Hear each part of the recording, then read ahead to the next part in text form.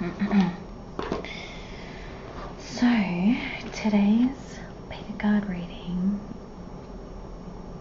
is about who you are going to marry, of course.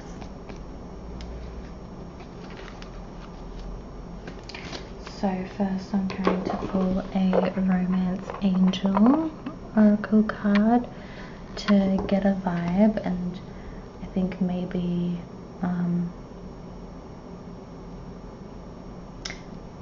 it can help you pick which is the right pile for you. Hopefully we can get a little bit of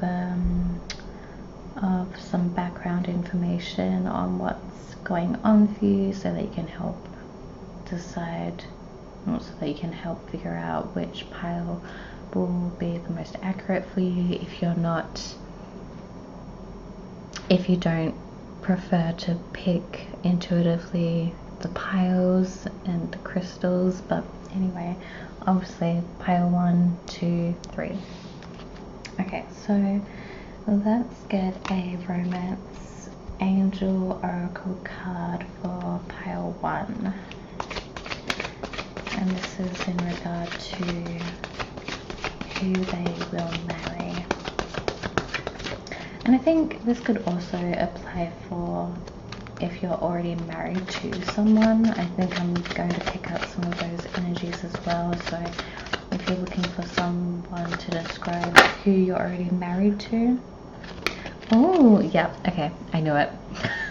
I knew there was a reason that I was saying that. The card that came out was give your relationship a chance and work on your partnership. So, okay, pile 1. You are, I think you're probably already in a relationship. So if you're in a relationship and you clicked on this reading, I know that I wanted to focus on, and we'll probably title the video who you will marry, but yeah, this is definitely going to be pulling out energies of people who are already in a relationship.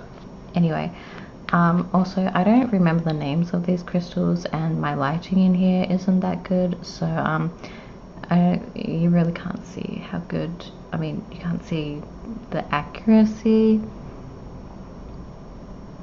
The color isn't accurate on camera as what it is in real life, but this is like, maybe it's Jasper, I think it might be Jasper, but this is a lot more brown orange. It's a lot more vivid and potent, the color, with some like cloudy, more whitish parts in it.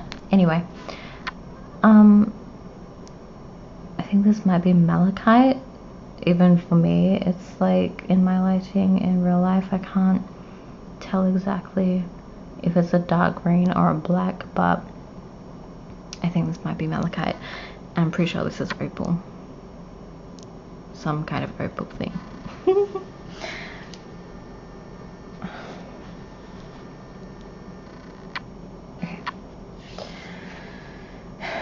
Okay, I'm gonna finish pulling the cards for each thing, and then I want to get some dice as well, astro dice. I have no idea how it's going to work because I only have one dice for the sign, so maybe, I don't know, if it doesn't work out then I might just discard it, but anyway. And then I'm going to use some tarot, a little, not tarot, well, not kind of tarot, but little astrology cards. And then obviously I'm going to do the proper readings with my favorite tarot deck. Okay, so pile 2. Let's get a romance angel oracle card for pile 2. I'm getting hidden energy, some secret kind of energy. Obviously because this was turned down the whole time, and I'm like, maybe I should put it up the right way. But anyway, it's giving me kind of sneaky, secretive, hidden energy, but not in a salacious. I don't think salacious is the right word, but just not in a bad way, like not secretive in a bad way. Alright. What can you tell me about the future marriage of pile 2?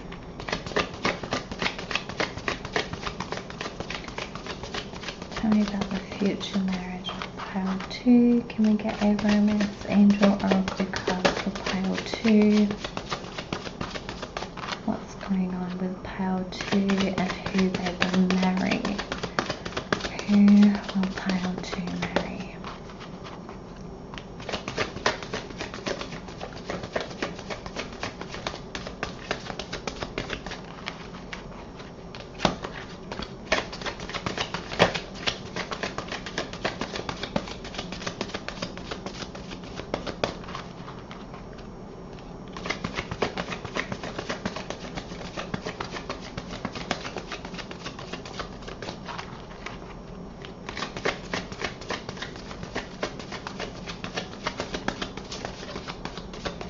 Okay, I know it. I know it.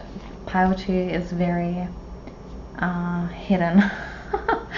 Stuck, could be shy. Either this is like the person who's picking pile 2, but I think it could be if these characteristics are more speaking about who you will marry. They don't want to be uncovered. Either the universe doesn't want you to know right now, or this is just who you will marry and their personality traits and just kind of their vibe and what's going on. But I think it's more to do with the person you will marry and their personality rather than the universe doesn't want you to know. That's what I'm getting. So I'm just, okay, what I like to do in my readings is cards will usually jump out and those are the ones that I will take. Damn. Okay, hang on, my cat wants to come in.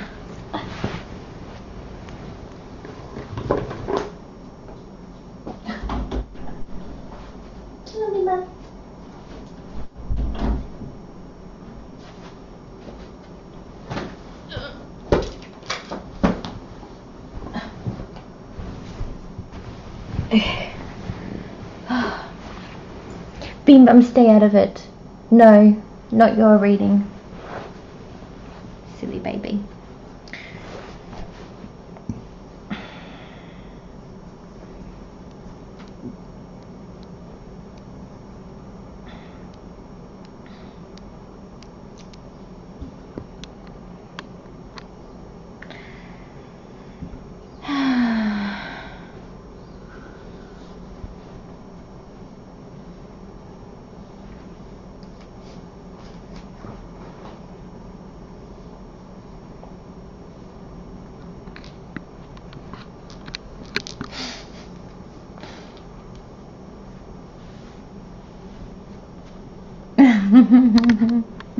Okay, had to get him in there just a little bit.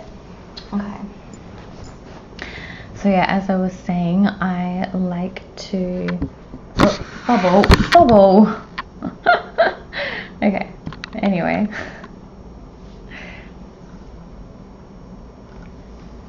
Okay. Okay.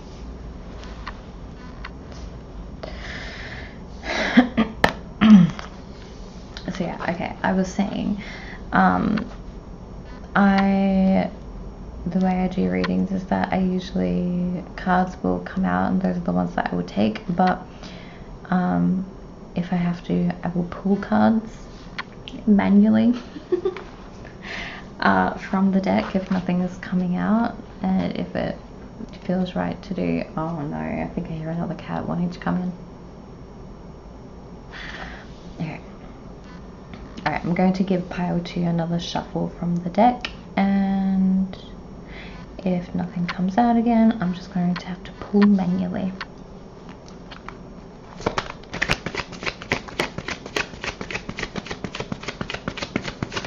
Okay, give us some insight onto pile 2.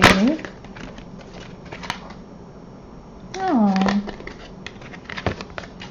Okay. So thankfully something did come out.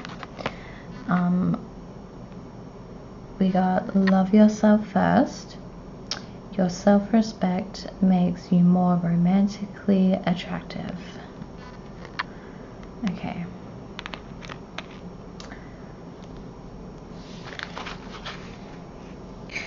And now for pile 3, I love this crystal. Maybe pile 3 will resonate with me as well. Okay, I'm gonna try not to make it personal, a personal reading though. Okay, pile 3. What can the Romance Angel Oracle deck tell about you and who you will marry?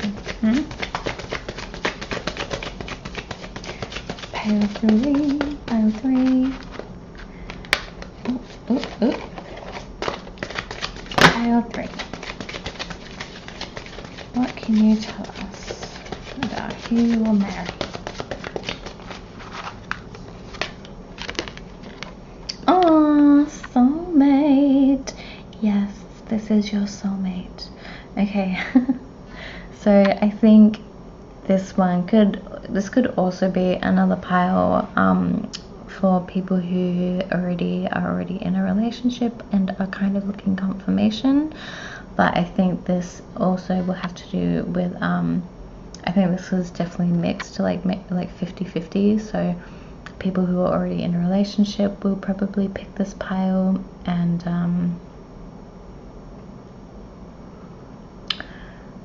then the other half will be people who are who don't have anyone and who are going to have a future spouse. I'm laughing because I feel like that was just a really weird way to word it, but anyway, it's very cute. I love this card. Okay, so I think what I'm going to do is I'm gonna like edit. I might edit this part and put it further along in the video, and I'm going to like flip the cards over, and I'll put this part first, or maybe I'll just like arrange the timestamps so I don't have to do any actual editing. I'll just arrange set the timestamps so people can click to this part if they want to do a like intuition test, or if you prefer to do it pick a card pile this way, then you have the option to do this, and then it'll be really fun when you go into that little card pulling I just did. You'll be able to see if it was accurate for you. But okay, yeah, I think I think it's funny that I was getting the vibe that people who are already in a relationship could be watching this reading, and this little guy is just trying to get away. Like, this is so funny. I am super interested in this pile, honestly. Like, what is going on? And just the message with love yourself first. Like, I'm not getting bad vibes from this pile, like, at all. Like, this is, if anything, like, I'm not getting bad vibes at all, but this one has like more of a heavier energy to it, to me. But yeah, I don't know, I think we're gonna have fun in this reading. Okay, so alright, I'll let you pick your pile. Sorry, I would just love if they all just stayed centered. Take a few moments, pause the video, get my hands out of the way, mute me. I'm very, very sorry for the quality of this video, unfortunately. In time we'll be able to have better quality, thankfully. I do believe. I have faith in myself. Okay, I'm going to roll some astro dice. I have a zodiac one, a house one, and a planet one. I think maybe if I put all 3 of them together, actually, yeah, no, I like this. I'm rolling with this. No pun intended. Okay, I am going to roll these, and I'm going to like do all 3 dice for each pile, and I think it will give a rich detail on what zodiac is going to be associated with each reading. Obviously, this is just another way of picking the pile. If the intuitive crystal card picking isn't you. So, okay. Pile 1. Pile 1. Which zodiac sign is going to be most in touch with pile 1? Alright, I'm just, sorry, really built it up. I'm just going to move those out of the way so I'm not like chucking the dice everywhere. And I also want to get the dice on camera. Okay, pile 1. Which zodiac sign will be most aligned with pile 1?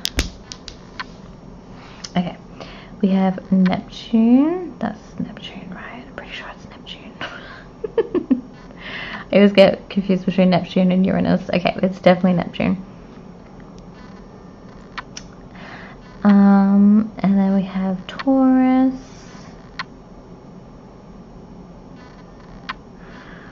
And we had the 12th house, I believe, which I am loving. Okay, so obviously the 12th house and Neptune are very connected because Pisces, natural ruler of the 12th house, therefore Neptune, natural ruler of the 12th house, alongside Jupiter. And then Taurus, Taurus. Okay, yeah, so very Venusian people. So because obviously we probably won't get every single different sign from rolling the dice.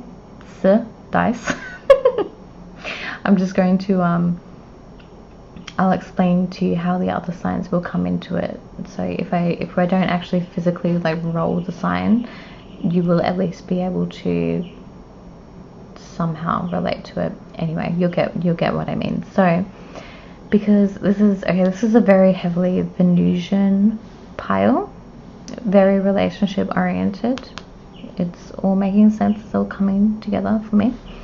So you've got Taurus ruled by Venus, and you've got the Pisces, which is sometimes considered the higher octave of Venus, Pisces and Neptune. And I know that the sign Pisces is now, but it's a very Pisces because we've got Neptune in the 12th house there. So anyway, because it's so okay, and also Pisces is co-ruled by Jupiter, so because it's very Venusian, I would incorporate Libra in this pile as well. So if you're a Libra, if you identify with being a Libra, particularly if your ascendant is Libra, when I do readings, when I'm the viewer of readings, I will go with my ascendant sign.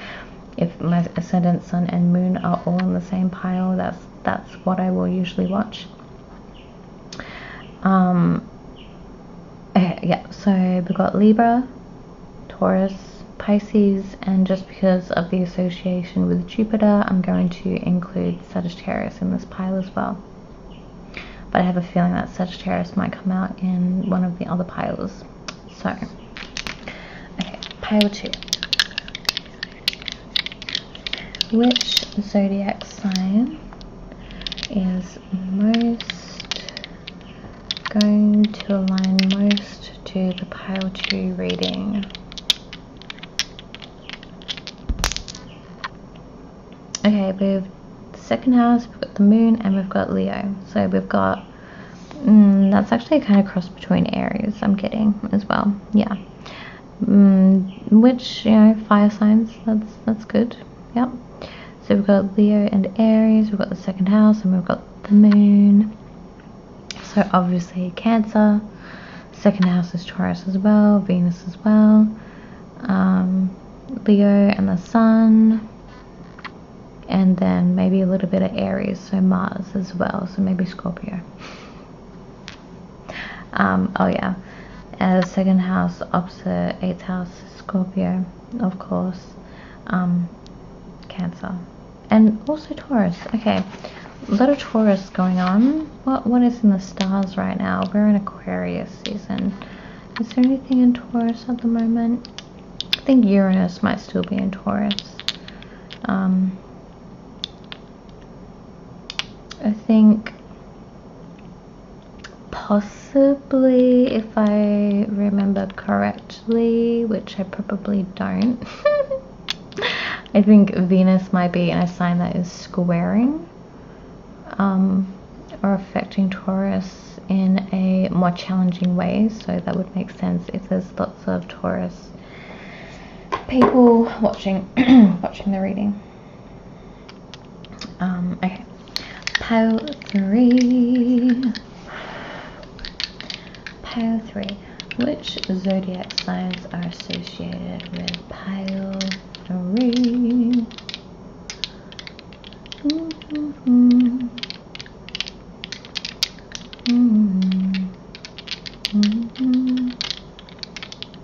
Okay, which zodiac signs are associated, going to align most and find the most accuracy with pile 3? Leo, Virgo, 6th house.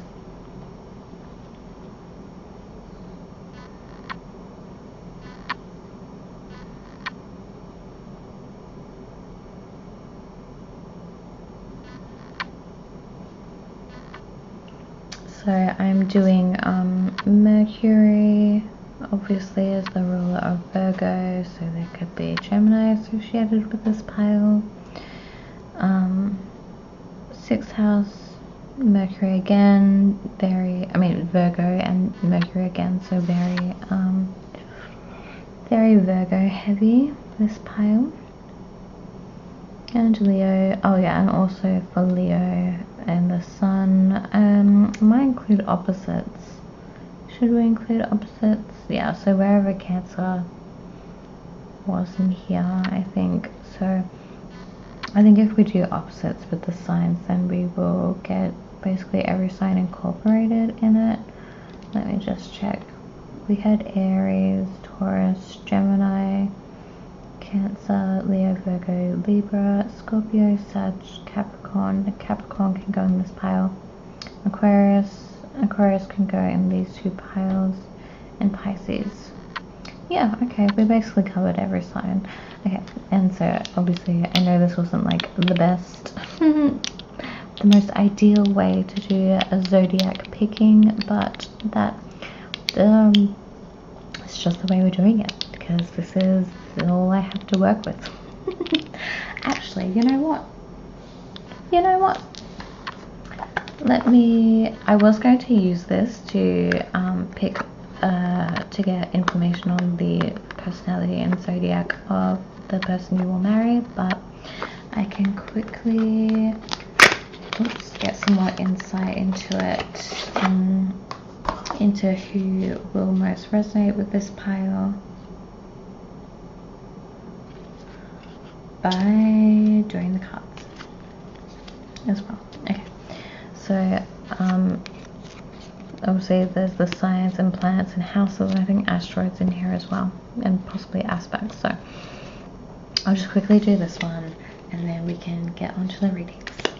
Okay, so pile 1, tell me about the zodiac of the person who will most align with pile 1.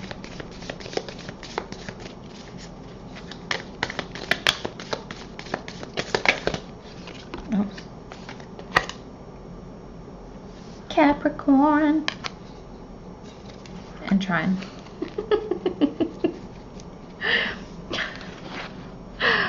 Oh, I feel so bad. I feel like this might be complicating things, but anyway. Okay, what zodiac will align most with pile 2?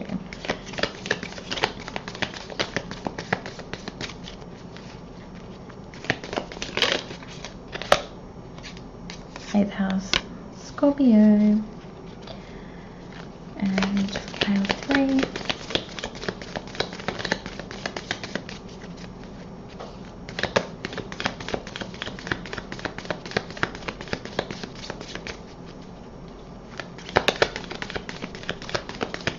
Oh my gosh, okay, if this isn't, I was getting that this could be also describing the energy of each pile rather than the person picking it, because when this came out I was like, yeah, getting vibes about the kind of relationship dynamic that already exists for this pile. But then with the 8th house and this pile, it's like very much the energy that I was already getting at the start as well, which is hidden, secretive, which is very 8th house in Scorpio. Okay, tell me about pile 3. Okay, everything is basically on point, I think. So we got the 3rd house, which is very Mercury as well as the Gemini house. So yeah, very Gemini, Mercury, Virgo pile here. Okay, so now that that part's out of the way, let's get into an actual freaking reading.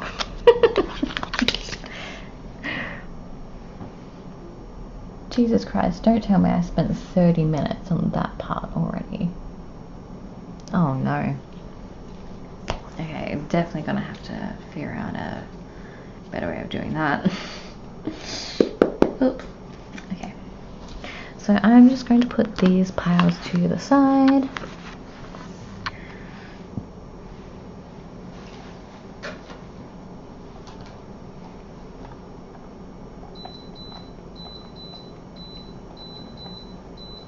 Sorry, excuse the beeping. Was not doing Morse code, I just needed to adjust my aircon. Okay. I'm not leaving these out because I have limited space. Okay. Give your relationship a chance and work on your partnership. So as you can see, I hope that the camera is clear enough, but this woman is kind of pulling away. She's kind of pulling away, she's having her doubts. Oh, but I'm also getting messages that this could be when you meet your future spouse, or maybe you will have a bit of a more challenging partnership. And I don't mean it in a bad way. I know it's probably not something that you want to hear if you pitch this pile, but I mean, the possibilities are infinite and endless. So this, you know. Okay, moving on. Alright, let me just pull some tarot cards for this pile.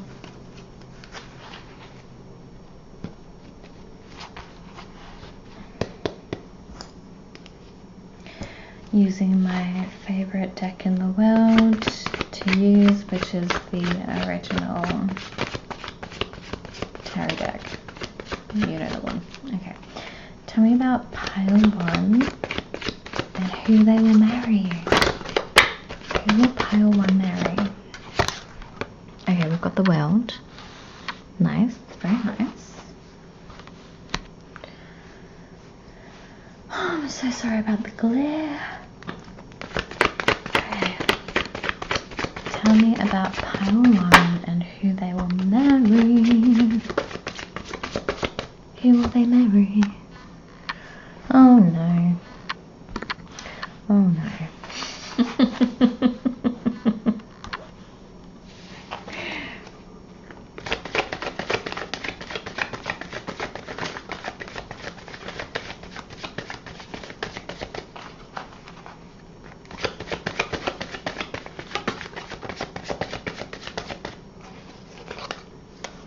Please do not be deterred by me saying, oh no. That is just my initial reaction.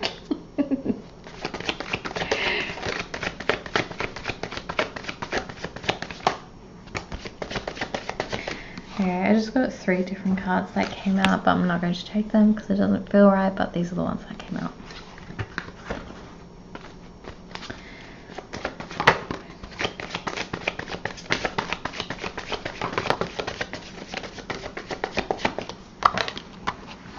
I don't really take reversals, or at least I will put them upright.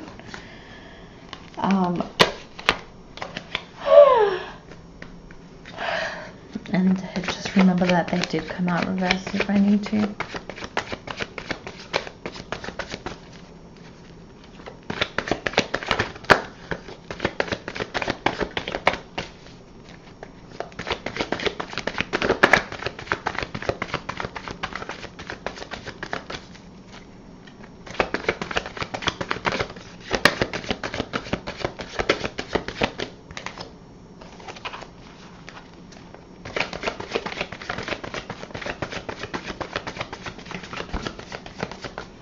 Okay, we keep getting double cards that keep popping out, but it doesn't feel right to take them, so I'm not going to.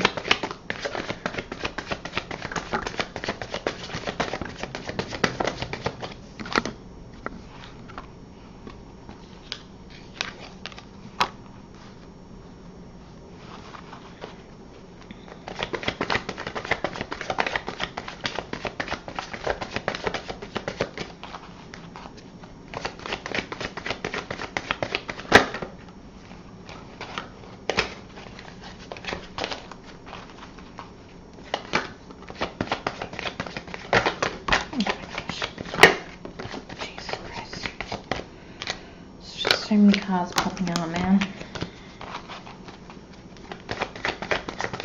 I just need one card. Just give me one. I'm doing an eye card spread.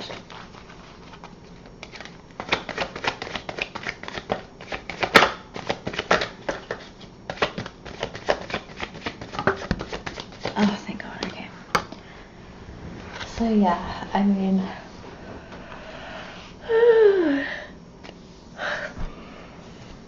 I'm going to try and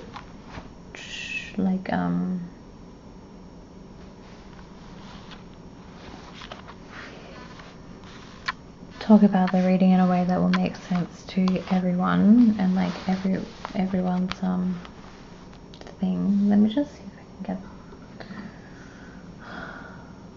I'm not sure if I can raise this.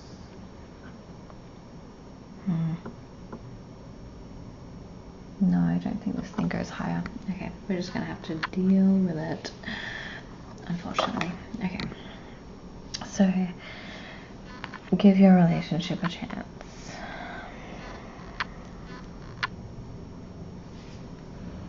So for the person you're going to marry, and wait, let me see if I can arrange this in a way where all the cards will be in the frame at once. It may put me off, throw me off a little bit, because that's not how I usually arrange my cards.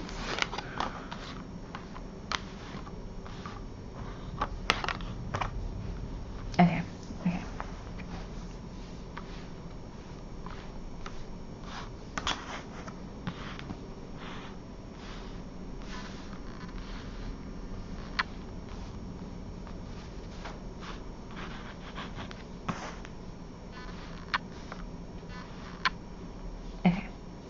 Oh, thank God, that looks so much better. Okay. Alright, so, oh, where's my crystal? Okay. So, pile one. If you're already in a relationship and you've come to this reading, it definitely makes sense. Whether you're in a relationship or this is talking about the future person that you will marry, it is not all doom and gloom, even though it may look like it, and even though it may sound like it from what I say. I will get something positive out of this, okay? There's no despair. Not to invalidate you, because I know these two cards and this one, and this one, and this one, there is some despair, but you are not to despair. Do not be despaired. This is not a laughing matter though. Especially when these cards come out. It does look like this is, because these are the top of the reading, I usually read it as something that's like going on above. It's like not brewing down below the surface in the subconscious, and it's not something that's hidden from you, and it's not something that will happen in the future. Although because this is in this column at the end, it might be, because it's it might be something that does still linger on in the future a little bit. And by the way, I'm still going to read it like the 3x3 spread, just in case you're wondering, in case you were confused. So yeah, I mean, okay, looking from the start, it looks like you had the world at your feet. The world was your oyster. it's like kind of like a whirlwind happened. Like everything was there, everything was happening for you, everything. Maybe at the start of this relationship, or at your current relationship, or for the future relationship, at the beginning it was kind of a whirlwind. Like, I'm getting this as before you met the partner, or just as you were meeting them. It was like the world was your oyster and everything was happening for you, and it was a bit of a whirlwind, but not in a completely chaotic way. It's just that all of these like amazing things were happening, but they happened quickly, in a quick time period, maybe within 1 to 3 months. All these like really amazing things were happening at once. And then I think towards the end of this period, you met the person that you're with or will be with. And it was a good thing. It seemed really good at first, but then some difficulties were encountered, and they have been, or they will, lead to stress and anxiety. Now,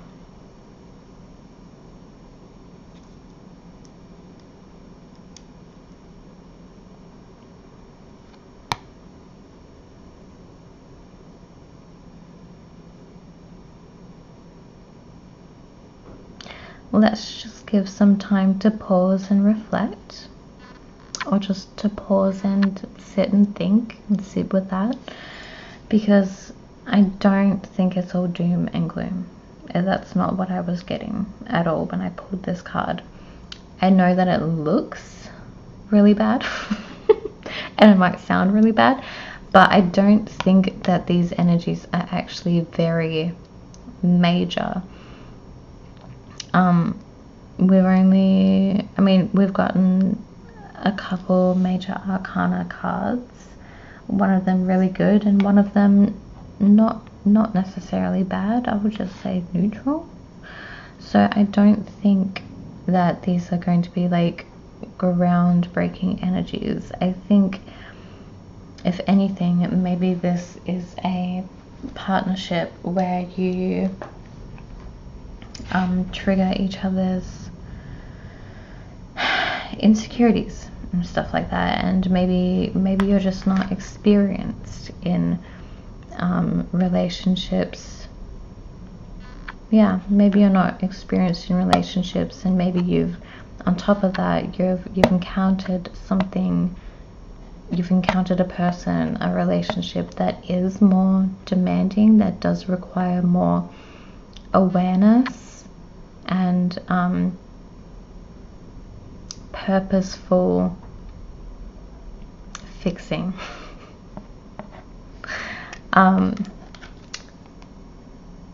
Purposeful fixing. I'm sure there's a better way to say that, but that's what I'm getting.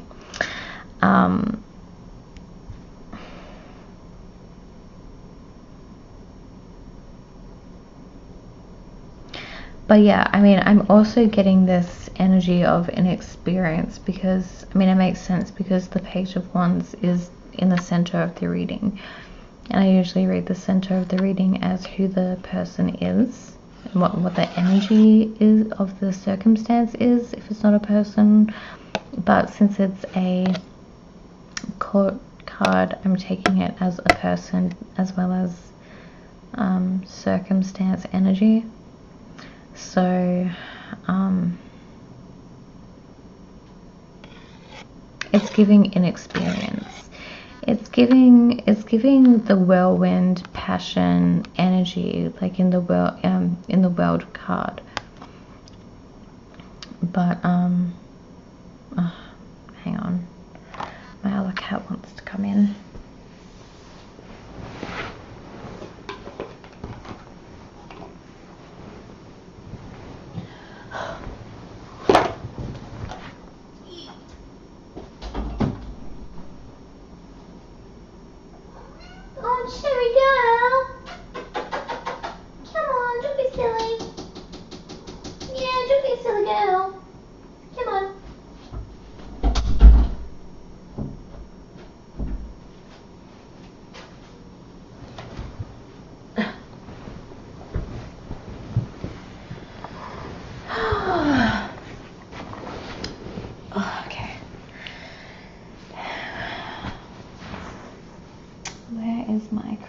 wand.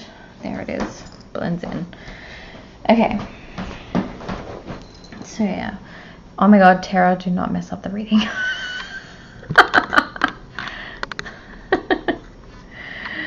Okay. Get out of it, silly girl. Get out of it. Alright, so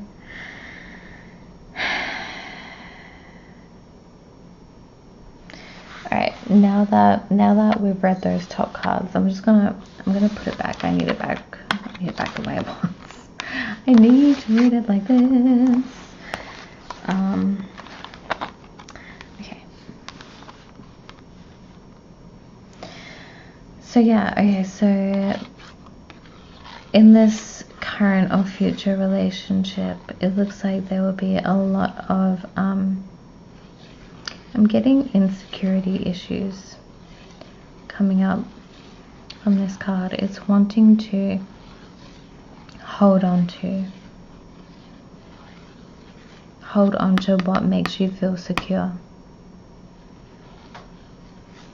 Yeah, I think a theme of this relationship is going to be insecurity, not necessarily in a bad way. It's just that insecurities are going to be triggered, and that both people in this relationship need to be aware of that. Otherwise it will cause this energy of despair and exhaustedness. And obviously, this card is saying to give your relationship a chance, but obviously make your own decisions. This can be a very intense energy to deal with. And if it's too much for you, then obviously you do what you need to do to make yourself feel better. But I do think that at times, this relationship will bring up insecurities and wounds that may have come from, obviously, when you were a child, when you were young, or you may be encountering new wounds through this relationship, things that you've never had issues with before, insecurities that you never even knew you had, issues like trust issues, other kind of issues that you never knew you had. They're new to you, new experiences, new relationship. Maybe this is the first relationship you will be in, or if it's a current relationship, it's the first relationship that you have been in. Maybe you've been in this relationship since you were young, a child. Wait. Maybe a teenager, but maybe you have known this person since you were a child.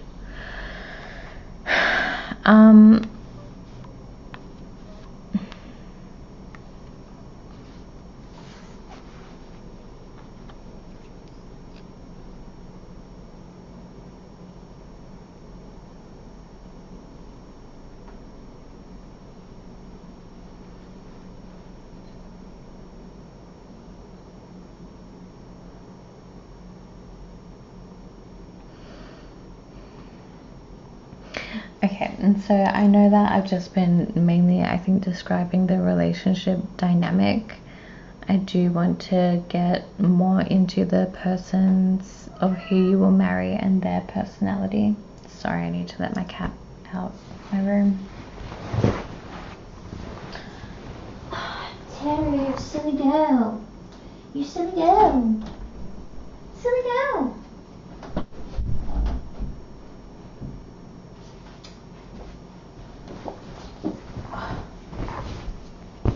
Oh my gosh. Get out. Move.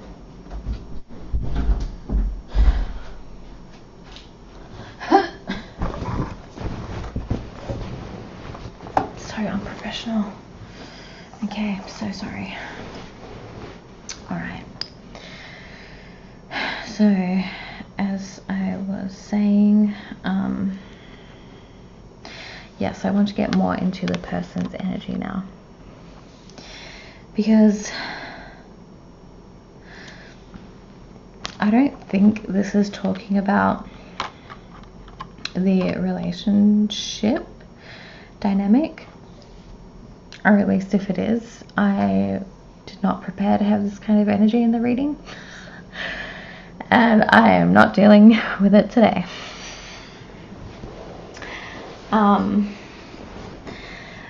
But this person could be really strong, okay, really strong, but not necessarily oh my god, I need to stop making this reading sound bad. Not necessarily in the best way. Okay, this person can be like very cutthroat and a little bit underhanded, but I think they are strong. Like in this card, they do have strength. They may have a bit of a mean streak. I should put a disclaimer in this video that I do not do fluffy readings. Apparently I can only give real readings. I'm so sorry.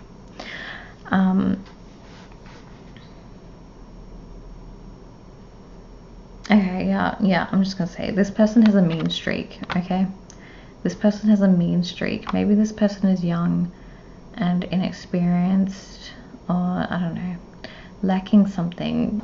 I mean, because it's wands, it can really show immaturity.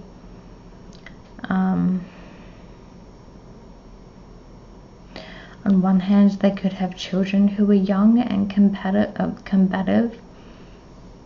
Could be lots of siblings. Maybe each partner has children and the children are combative, and it's causing stress and exhaustion, which makes a lot of sense. But yeah, if we're talking about this person, if this is representing who you will marry or who you are already married to, it's a very young, inexperienced, immature energy with a lot of energy, because it's wands, it's fire. And, you know, thinking, what was it? It would make sense to me. I was just trying to think of the Zodiac dice, but it would make a lot of sense to me if this person was a Sagittarius. Because it's just the ones of fire, obviously, but the very mean streak is giving very Aries and Sagittarius.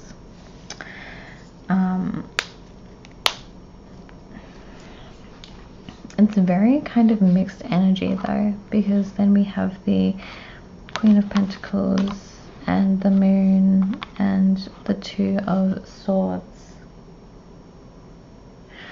and it's a very different energy. Like, it could be a little bit all over the place, this person, or the relationship with them.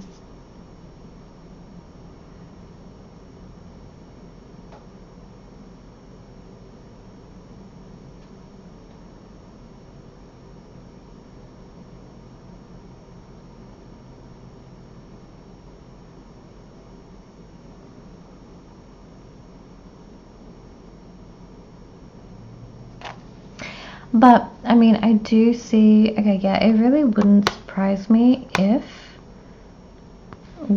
either one of you or both are parents, because of the Queen of Pentacles and the Page of Wands. Maybe someone was or is a single parent. Maybe, yeah, single parents coming together and kind of joining the family.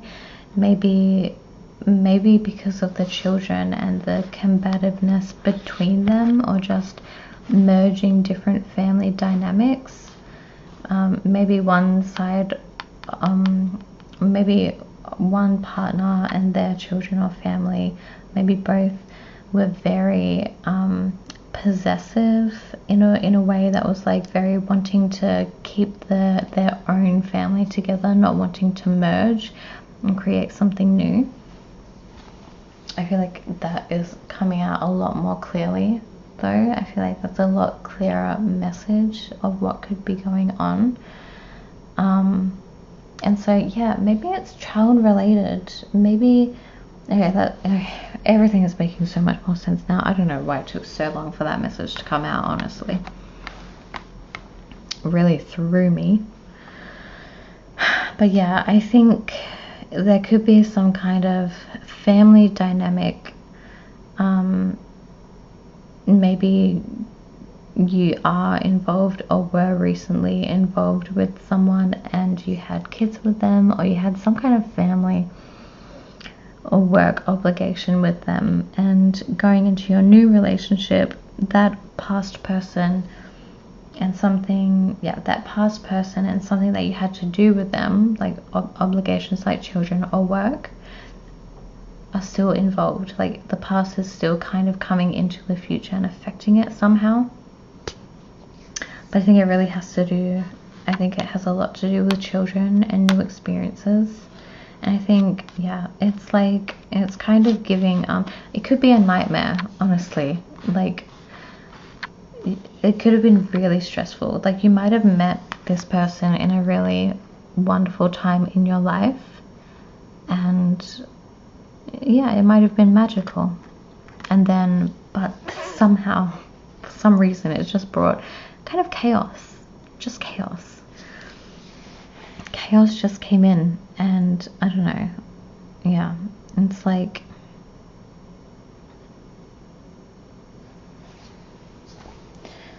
exhaustion, overwhelm, too much, too many things. And so anyway, the issues that were happening, the issues that have been happening in both of these, each partner's lives, and how it's been affecting each other and each other's lives, you may be wondering, is it worth it? Is it worth it? And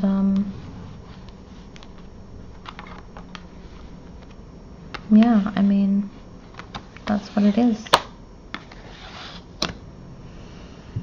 So you may be at a crossroads now, or at least in the future, and you'll be thinking, what should I do?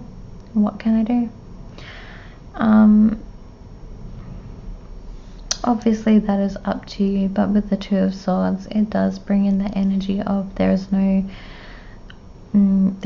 best solution available. There is no best solution. That's usually what the Two of Swords says to me.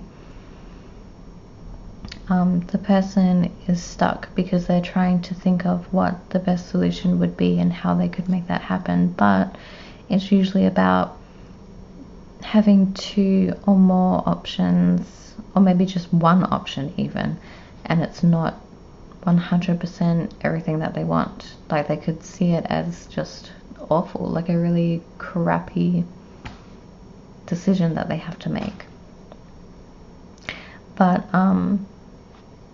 it just is what it is. Like, you just have to make that decision and like accept that there isn't a more ideal choice or decision to make at the time.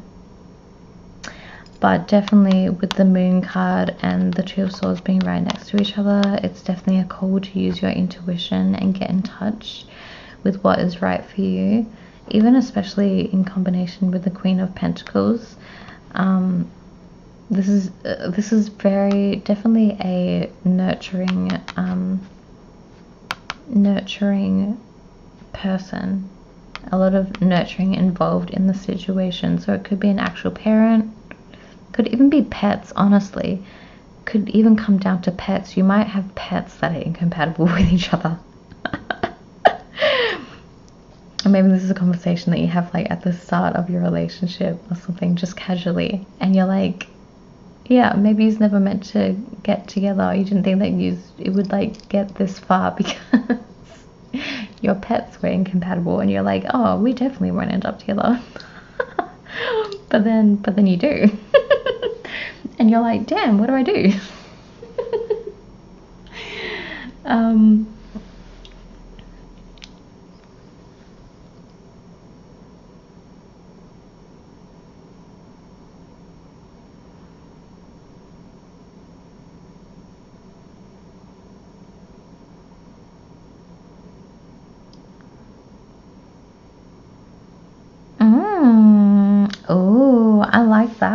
Okay, I just got another message.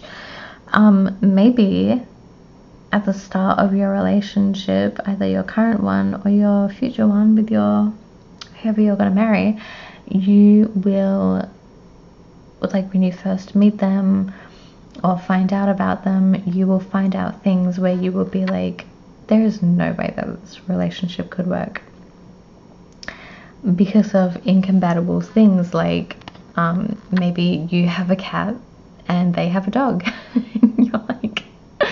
and you're like, this is not going to work. Like, how could this possibly work?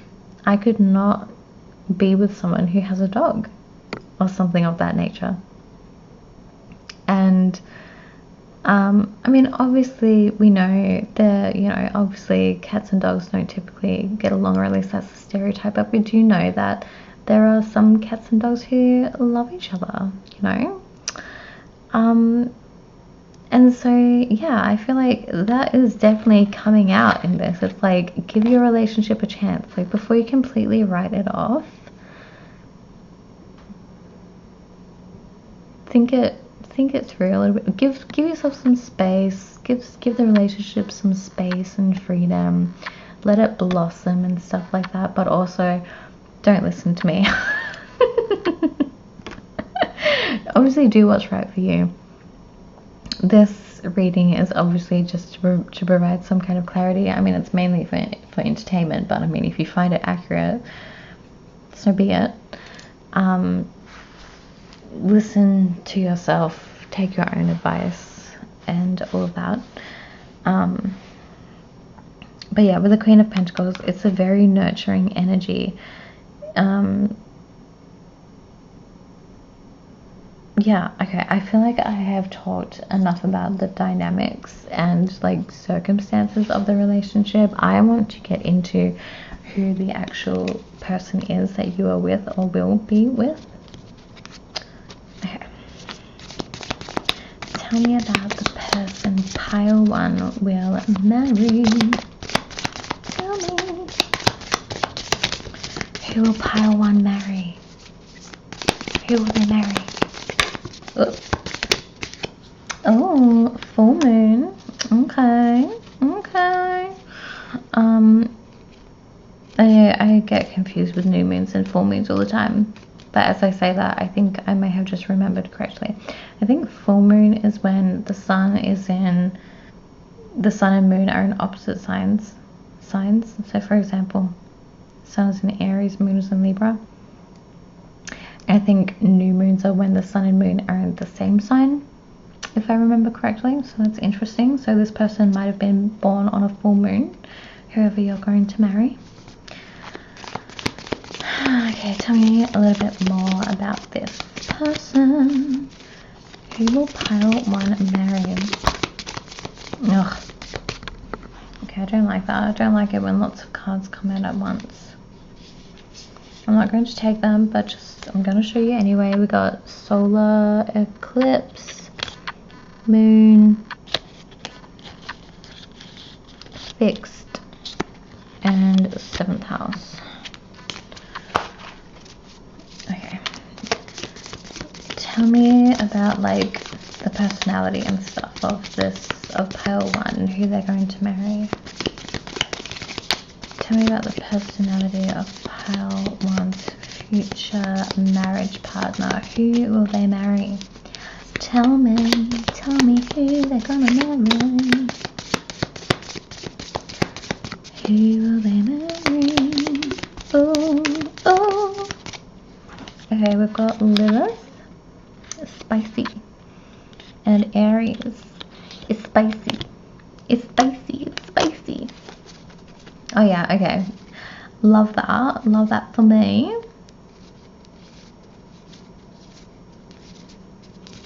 Because I totally was getting Aries energy in this reading earlier. So, okay, but that's not enough. We need to keep going. Tell me more.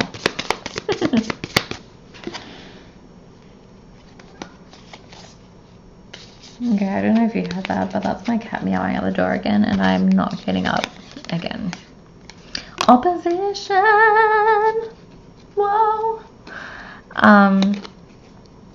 Oh my god. Oh my god, that makes so much sense. Okay, so whoever you married, look at that. Love that. They could be Aries Sun, Libra Moon, or Libra Sun, Aries Moon, or they could be Aries Rising, Libra Moon, all that stuff. You know,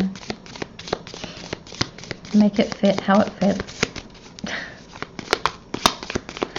Okay, tell me a little bit more. Let me see if I can get a few more things out of this person. Who are they? Tell me who pile 1 will marry. Who is this person they will marry? What are they like? What is this person like? Oh. Okay, so we got fire. We got cusp. Amazing. Okay, so yeah, this person is very fiery. They could have all fire signs in their chart, and I mean, okay, everybody has every fire sign, every sign period in their chart, but this person could have planets in all of the fire signs. So there could be an Aries Sun, Leo Moon, Sagittarius, Mars. And yeah, that would make sense.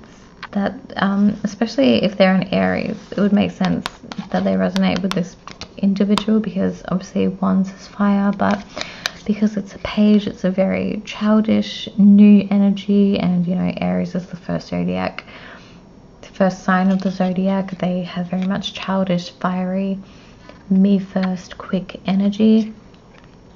And we've got cusp cards, so this person could be born either at the start or end of Aries, or a fire sign, or even Libra, and maybe even the opposites to the other fire signs, so it could be Aquarius or Gemini as well.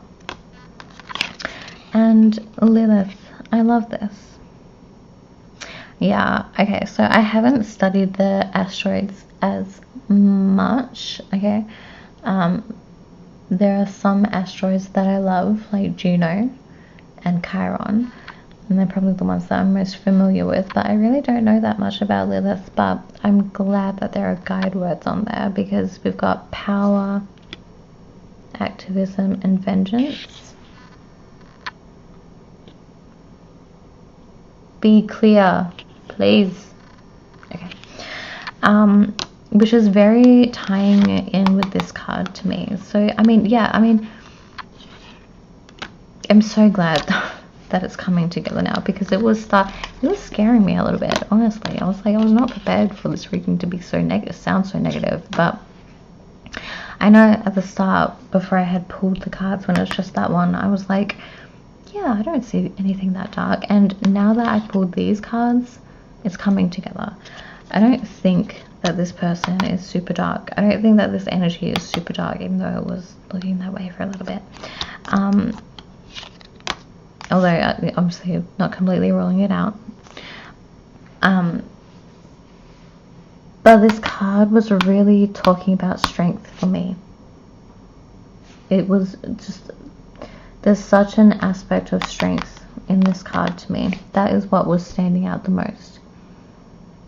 I mean, it was predominantly minor arcana cards, which, you know, can make the circumstances a little bit bland and mundane and just everyday and a little bit boring, not very spicy. But so this is the card that was just really standing out to me. It was concerning me, but it was also giving me one of the strongest messages. I wasn't getting super strong messages from it, like most of the cards, but this one. And it was really talking about strength to me. Strength, strength, strength. I mean, both of you could have fire in your chart, so there could be a lot of combativeness, a lot of passion, a lot of aggression, and not always in a bad way. Like, fire signs do typically they're at home and comfortable with that kind of energy, and they usually thrive off it, but obviously it can go a little bit overboard sometimes. But anyway, I just feel like this Lilith card is really going with the Five of Swords. Just the messages of power, activism, and vengeance, especially. I feel like this person is really strong. There's a really strong energy to them. And especially with vengeance, I'm like, if this person is wronged, or they see injustice somewhere, or someone has wronged someone that they care about, the vengeance aspect is strong. But this person is strong. The way they go after people is strong. They're strong. They're real strong. But yeah.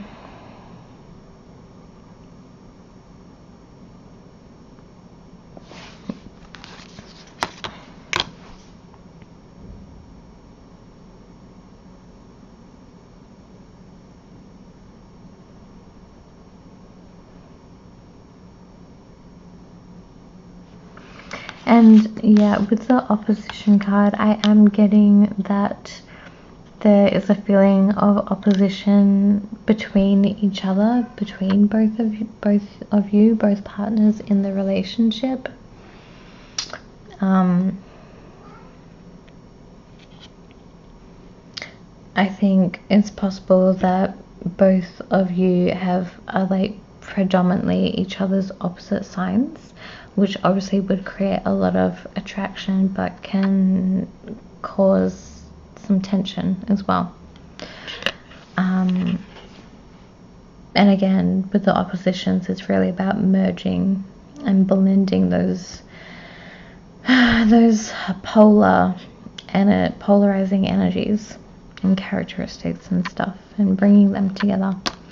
But yeah, obviously opposition, it can create tension and combativeness, sometimes challengingness in the relationship between the two people, but it can create tension and conflict within the person themselves as well. So as an individual, this person could experience a very teeter-tottering thing with whatever signs they are.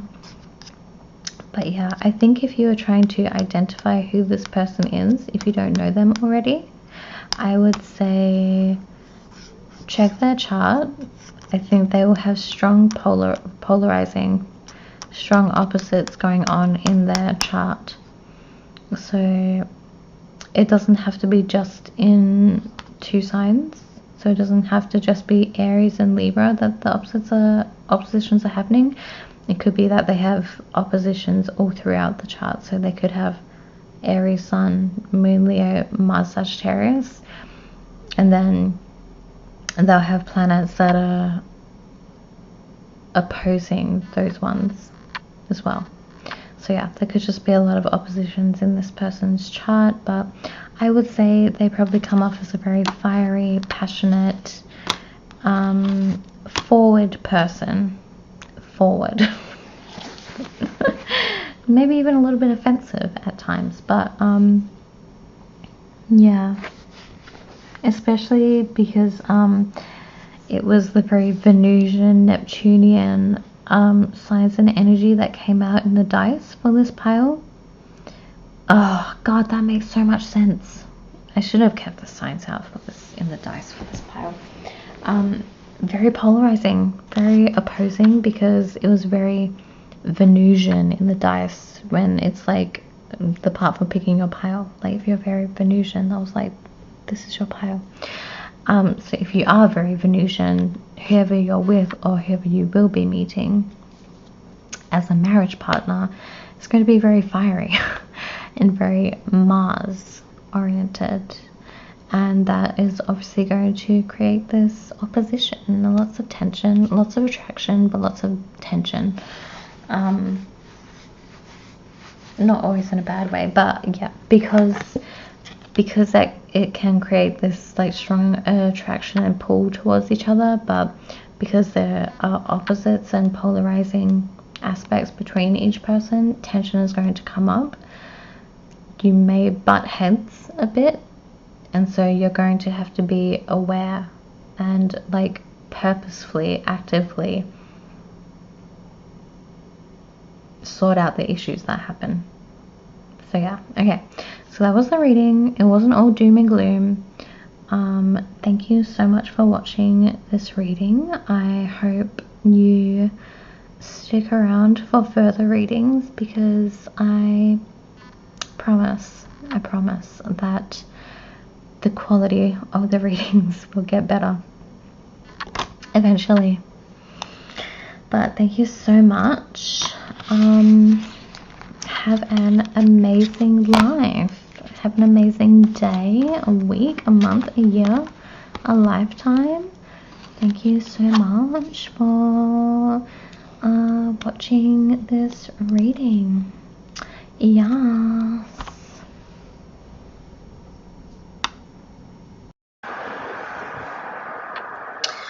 Okay, so I think I'm going to do things a little bit different for pile 2, maybe pile 3.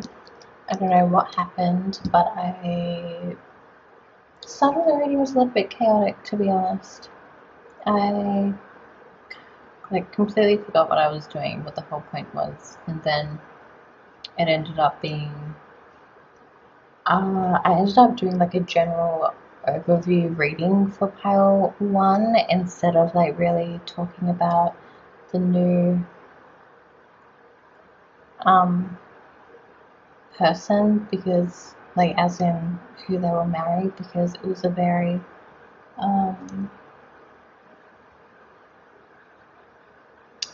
part of the reading was focused, for whoever the reading was for, it was focused on the person that the viewer was already watching. Sorry, that's my cat. Bubble, get out of it. Bubble, move. Be Bam. Be Bam. Come on. Come on, get out of it, silly. Oh, come on. No, this isn't your reading. Hmm? This isn't your reading. No, come on. Get out of it. Get out of it, silly. It's currently like 1 a.m. at the moment. So he's telling me that it's time to go to bed, but I'm not tired, so. So anyway, for pile 2 and pile 3, this, I feel like it's a lot more planned, a lot more put together. This time I'm actually going to focus on who the person is that you will be marrying. Okay, so I think the light, oh yeah, and I've changed to a different setting. I don't know why it took me so long to be able to figure out how to make a good setup like this, but it finally happened. In between filming the first pile and this pile, I literally was able to change the setup and make it go so smoothly for the first time in a long time, and I didn't have to buy anything. Anyway, I'm getting distracted. So anyway, this is better. We have better lighting now in here. So yeah, this is the one that I think is malachite. My nose just got super itchy. Okay. Anyway. Such a small crystal, it looks a bit lonely. Anyway, love yourself first.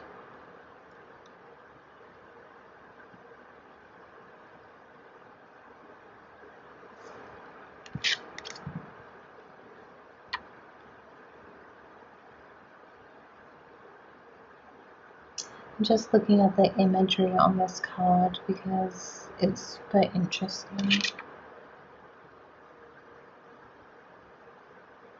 Like the man this character in the card just looks like he's pulling back a little bit, and his expression, like there's something pulling him away.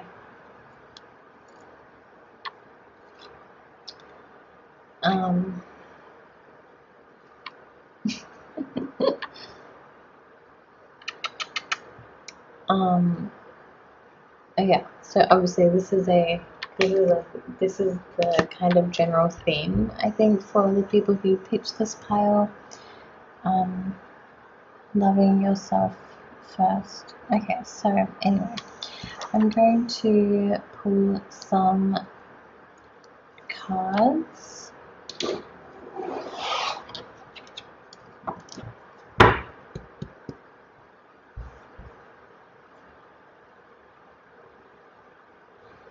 Okay, so we're going to get a look at who it is that you will be marrying. Who is this person?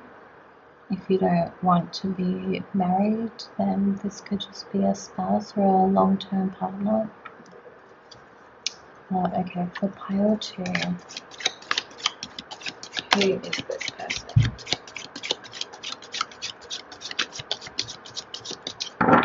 Who will pile 2 marry? What is this person like?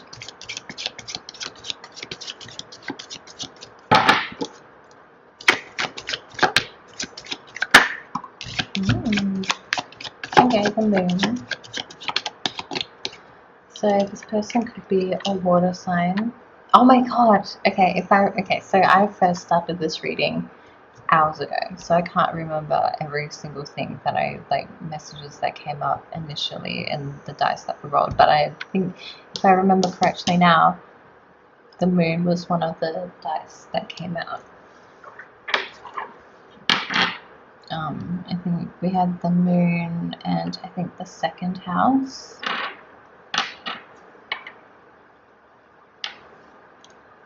If I remember correctly, and I think maybe Virgo. What was the sign? Virgo, Taurus, Leo. Was it Leo? I think it might have been Leo. Alright, I'll just leave that like that anyway. Just in case.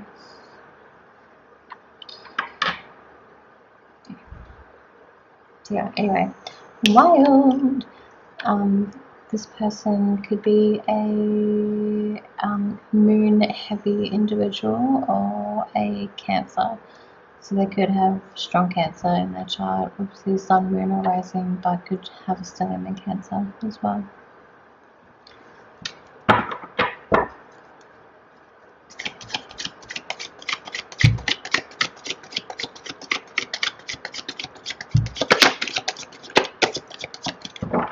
Oh yeah, and so I wasn't getting just Cancer, but also any of the water signs. So this person could have a lot of water in their chart, could be very intuitive and sensitive and empathetic, emotionally, just lots of emotional things going on.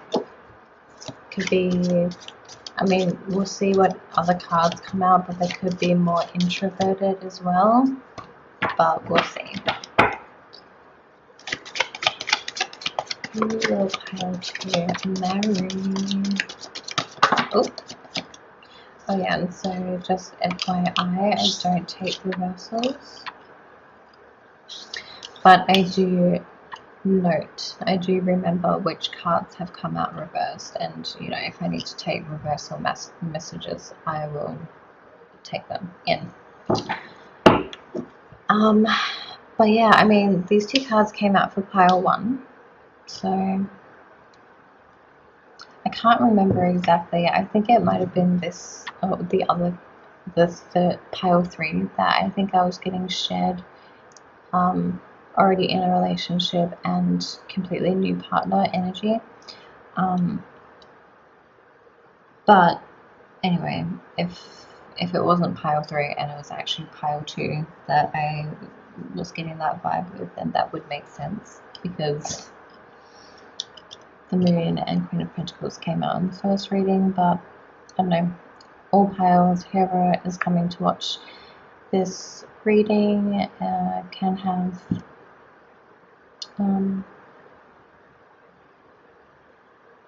overlapping things going on with them, overlapping qualities of people that they're attracting in, etc. Okay, yeah, so, but with this, okay, first of all, I'm getting that it will be a very traditional kind of relationship with the Moon, Queen of Pentacles, and the Emperor coming through, so the more feminine person in the relationship. Okay, first I was going to say woman, but obviously it can be man or woman. It doesn't have to be a traditional straight relationship, obviously,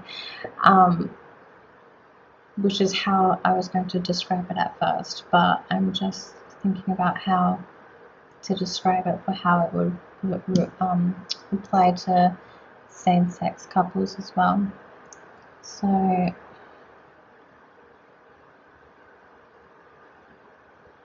yeah, if it is a same-sex couple, I think that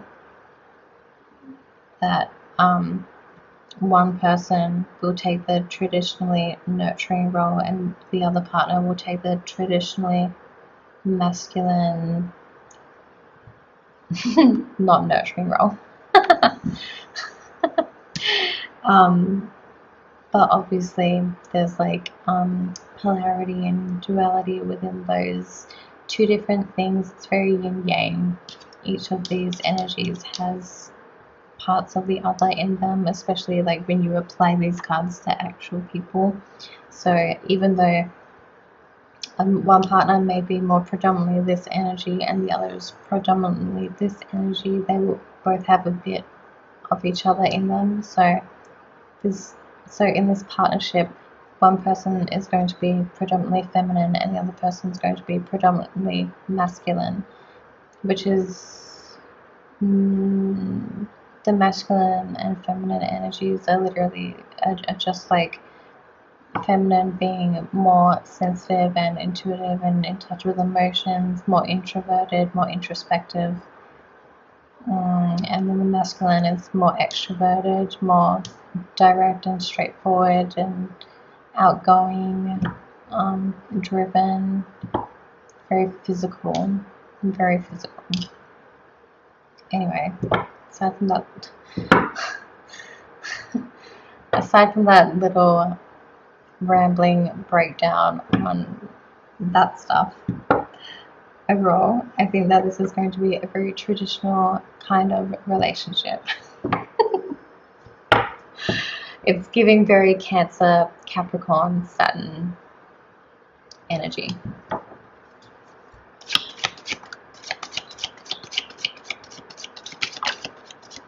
I'm getting that also whoever you marry could come from a very traditional family. So traditional, maybe conservative values and beliefs, traditions, all that kind of stuff, but it could go into the extremes, but it doesn't have to. But this person, whoever you will marry, this person could come from a traditional family with a very nurturing mother and a very hardworking father. Not that mothers aren't hardworking, of course they are. What I meant to say is that the mother will be very focused on putting her energy into home and family, the more nurturing, typical feminine kind of ways and roles, the traditional feminine roles. And then the Emperor will be more focused on career and earning money and providing for the family in that way. Okay. Oh, the Star. Okay, this is very in touch with the Love Yourself First card. The Star card can represent healing and everything like that.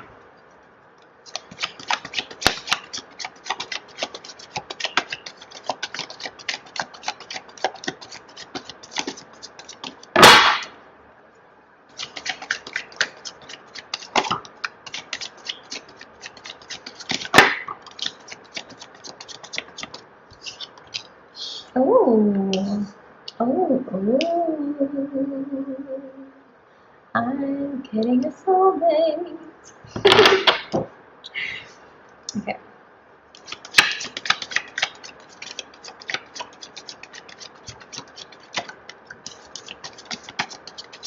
Okay, I don't usually take cards that come out together. I rarely get the vibe that it's that I should be taking those cards and putting them into the spread, but I do take note of what cards have come out. So I'm just going to put them back in.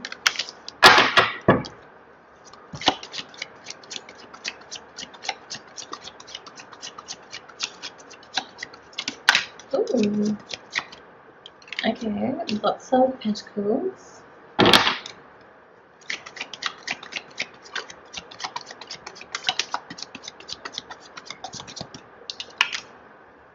Oh yeah, a lot of pentacles. A lot of pentacles. Okay, so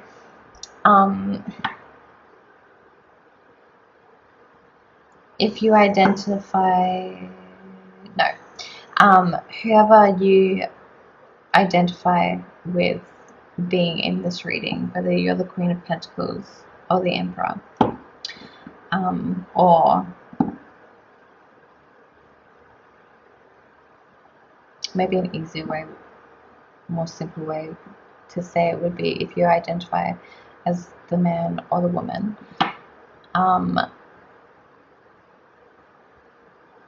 Either way, actually, that was so irrelevant. I don't think I needed to say any of that. Basically, whoever you are watching this reading, it's very traditional. The traditional roles, the traditional everything is very prominent in this reading. So I think whoever you are going to be with is tradish, completely tradish.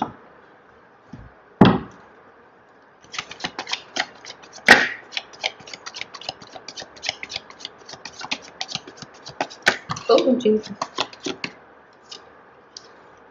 Oh, okay. This is interesting. Just going to do one little last shuffle.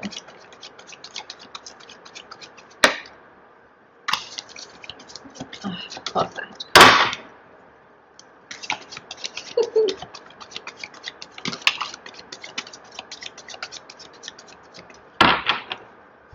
Alright, I'm not taking those cards because I like to stick to a 9-card spread, but I will keep these in mind as well. Okay, so this person, whoever you marry, whoever this person is, this relationship is going to be very traditional, and it could either be a new thing for you. Maybe you don't come from a traditional family, maybe you do. Maybe half of your family's traditional, half of them isn't traditional. But it feels like it's going to be a completely new thing for you. Maybe not completely new, but there's going to be some aspect of newness. Okay, let me just get this card. Honestly, I don't know why I didn't put this here before. I don't know. I'll put the dice over here. Okay.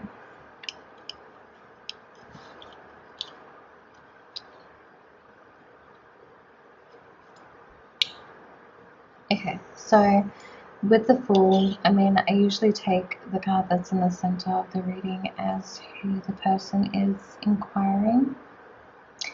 It could also be talking about who this person is that you will marry, but I think it's probably mostly talking about you, the viewer, and or the circumstances like at the center of the relationship that comes about. Could be both, could be all of them at once. So yeah, I feel like this will be something very new to you, this kind of relationship. this kind of person that you meet. There's an aspect of it being completely new. There's an aspect of kind of taking a leap of faith. The dog, the image in this card, it's really standing out to me that he looks like he's all skin and bones. And I don't see this as like an actual physical pet that you have, but I see it as more like an inner child of yourself, or yeah, you know, however you view that kind of thing. Like some people, I don't know, call it something else. Sometimes people just don't know it as an inner child, but they call it something else. But there's this inner part of you that is like this starving doggo. And I think with love, the card, it's really speaking to this card, love yourself first. Because, I don't know, you may be the kind of person to just jump into relationships, like fall into them without thinking, and then leave your little child self behind, leaving your, I don't know, not looking after yourself. Like, yeah, it may be fun, maybe it does feel right for you in the moment to like take a leap of faith.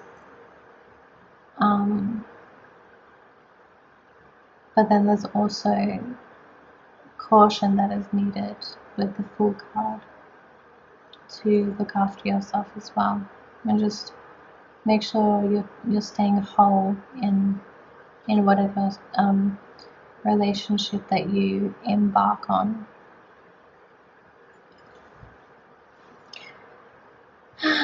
But for the person that I think you're going to marry, I think that this could be, I don't know, like I'm getting two sides of like the same coin. Like either it could be both things at the same time, really, but it could be that you need to prioritize your safety, your sense of security, and all of that stuff first. Really relating to the love yourself first card. And then on the other side of that, I think that whoever you marry is going to be very nurturing, and kind of help provide that safety and security for you as well. But I don't know, there's so many different ways that it could play out. Like it could be saying that you need to incorporate some of this into yourself and your life.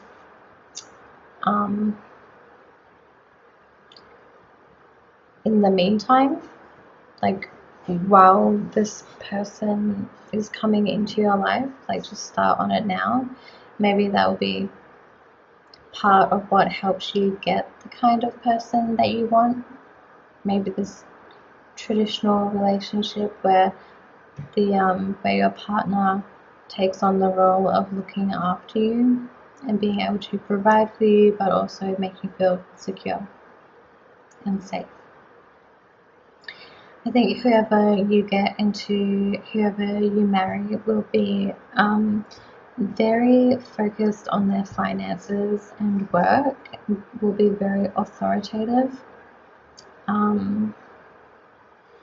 very financially savvy, very able to make the right decisions and make lots of right decisions to make money. Like especially with the Magician card, I mean, it's not just about making money, but like making smart decisions in career to be able to adequately provide enough, more than enough, to feel secure and safe. So it's about making wise moves in career with like someone who doesn't just look at the pay, but someone who looks at the benefits like health insurance and leave and salary packaging and all that stuff. Benefits. That is what this person is. Like they don't just look at what is being what the salary is. They look at and evaluate every single other way that their potential jobs could benefit them and whoever else it is that they need to look after and provide for. Whoever you marry is a provider. They work hard and they provide, and they may not be the most outwardly sensitive and nurturing like the Queen of Pentacles. They're very, they could be very kind of rough on the surface, externally. I think that they do have a deep spot within them that's very caring, but I think it comes out in a very kind of rough, not necessarily aggressive way, and rough isn't exactly the right word either, but kind of hard, cold exterior and demeanor.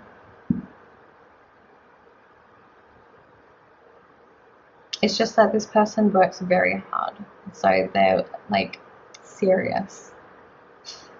They take things seriously.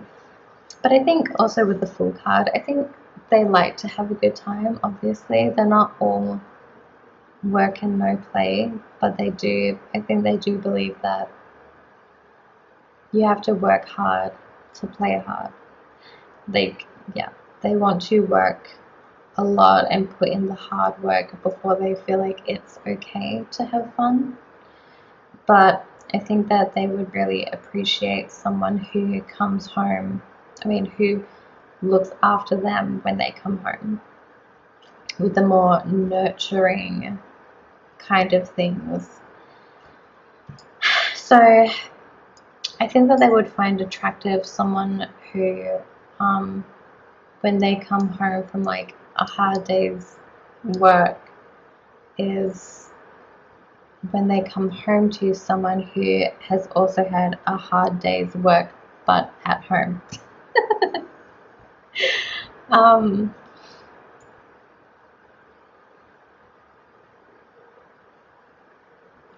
I just find it funny because it's so tradish, but anyway, it's a really nice reading. It's a nice vibe that I'm getting from this person. I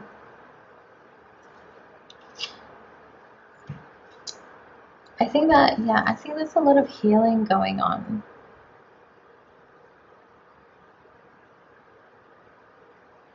I think that this person will want to look after you, but yeah, back to what I was saying about how I think they'll find it very attractive if they come home from working hard all day and come home to find you have worked hard all day as well. They will just really enjoy that. So I think what they like and what they're interested in is someone who can, someone who can kind of reciprocate what they are doing, because what they are doing is working hard to provide a comfortable and safe and secure life for their partner. They are working hard to provide and look after their partner. So what they want is someone who has been working hard to comfort and look after them. And I think it's a very reciprocal energy. I think if anything, you as the viewer, if you're taking the more feminine role, then you could be you could at times feel not necessarily frustrated, but just a little bit thrown off, just a tiny bit, not in a bad way. And it's not exactly the right word either, but just a little bit thrown off that the partner, your spouse, isn't as maybe emotionally expressive as you would like them to be.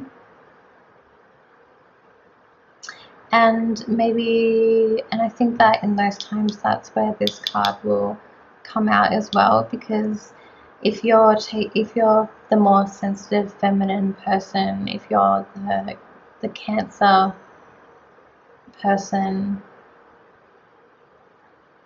it makes sense that you would need that kind of more sensitive, emotional, empathetic, emotionally driven, vulnerable expressions of love and stuff like that to feel secure. So it could be in those moments.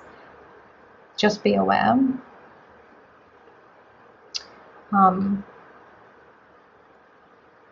like, you know, as the card says, love yourself first, even though it sounds cliche. And I mean, I personally wouldn't say it like that. It's more, to me, it's like just it's about having the capacity to like really be in that Queen of Pentacles energy and nurture and love yourself, nurture and love and look after that inner child self that we sometimes starve accidentally and forget about, especially when we have other people who can tend to those needs. At the times where other people can't tend to those needs, it's important to remember this and to, you know, love yourself. I mean, it's not quotes, it is loving yourself, but it's more to it than that. I feel like loving yourself is just a very broad, overarching term, and there's more to it there's more that goes into it than that. But anyway, I think you probably get the message. So yeah, I mean, with all of the Pentacles cards, all of the successful Pentacles cards, the 6 and the 10, and then you have this like divine counterpart, the soulmate energy thing going on with the Queen and the King of Pentacles, and they're making a connection to each other. Very, very strong, very Pentacles oriented, very home and family tradition.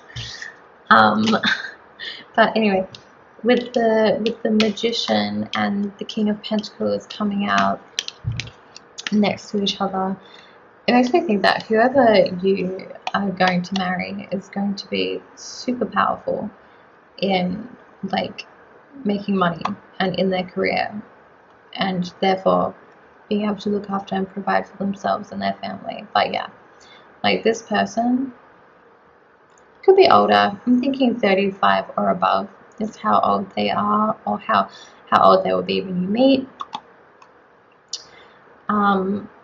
But yeah, this is someone who does their stuff.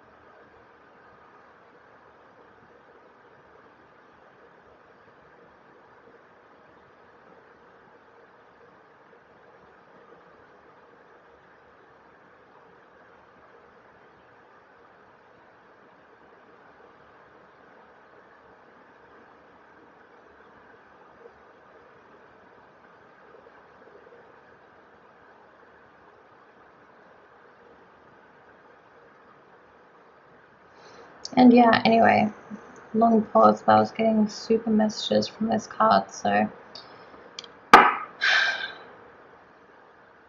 this person, I mean, it makes sense with the two, second house die being rolled,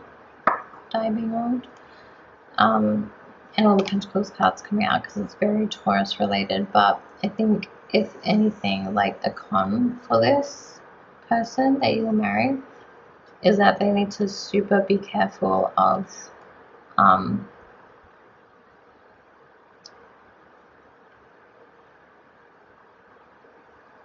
being too materialistic. And like, I don't think this is for every single person, but like, watch out for dark magic and people who use dark magic to make money, especially, or like kind of like making deals with the devil. Honestly, just be very careful, because some people can be covered in riches, but it's almost like they have a devil leaning over their shoulder. Yeah, anyway.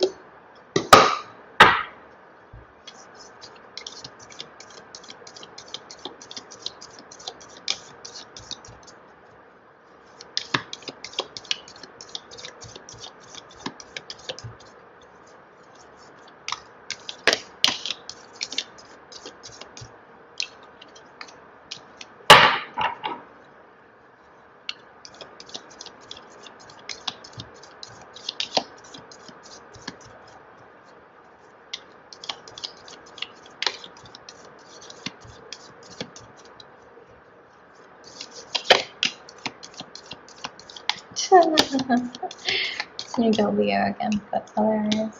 So obviously Leo is a very boss kind of energy. So that makes sense. Alright, tell me about who Pile 2 will marry.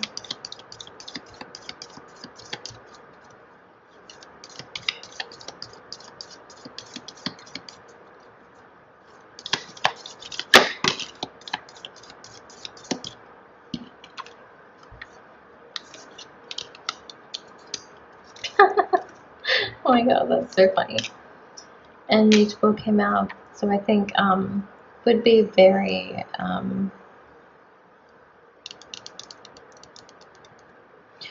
would it surprise me if this person has, if they're a Leo sun, if they've got Virgo in their chart, which would make them make sense why the Mutable card has come out.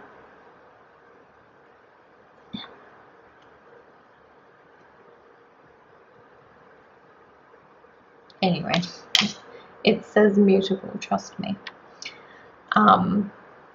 Yeah, okay, so big riches energy. I'm getting rags to riches, honestly. It's just a term that's coming to mind, but riches. Yep. And I wouldn't be surprised if this person had Sun in Cancer, or Sun in the second house, or Sun in Taurus. Could have Sun in Leo. Obviously, that would make a lot of sense. But like they could have Sun in Leo in the second house, or one of those combinations. But yeah, alright, let's get a few more cards. 11th house, that makes sense to me as well, because Leo and the 11th house, I mean Leo correlates to the 5th house. 5th and 11th house are opposites, and you know, it was everything to do with relationships has some aspect of like oppositions in them, like astrologically speaking.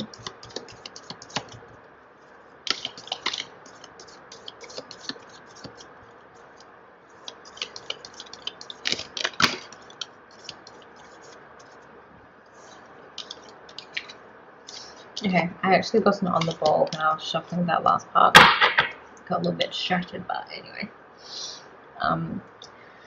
Alright, just a few more cards. Just a few more. For who will pile to marry?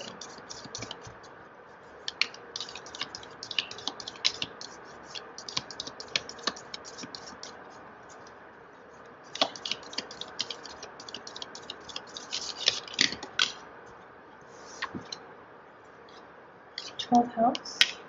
It's a very sensitive house. Oops. That one doesn't count. That was an accident. 12th house, immutable energies. Okay, let's get one more.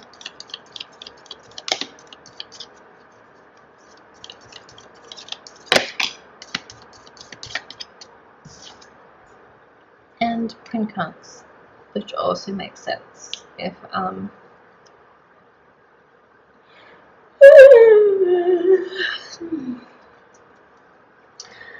if this person is a Leo sun and has like a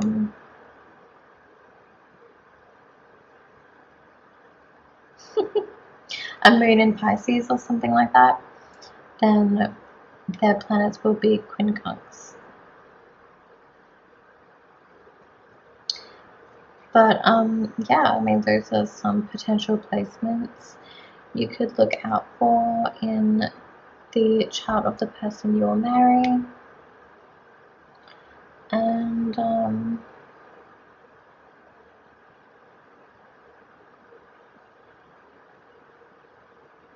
some personality traits to look out for, and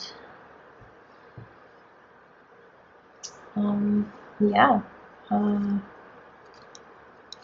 bit of a slow way to end, but it is nearly 2 in the morning, so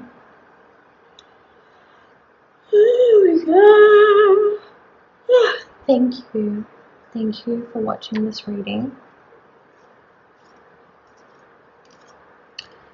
And please subscribe if you found it accurate, and if you enjoyed it and all of those things, leave a comment. Yeah, alright, thank you.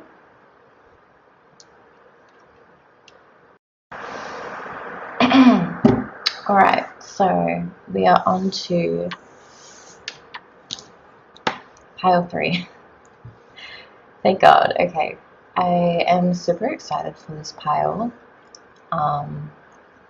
Not to be what's the word, biased when I do this reading, but I was super excited for this pile because obviously soulmate, yes, this is your soulmate, which is what I think everybody wants to hear in a who am I going to marry, pick a card tarot reading video.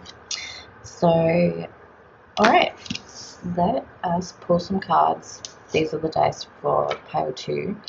I think we got Virgo in this pile initially, and maybe the 6th house.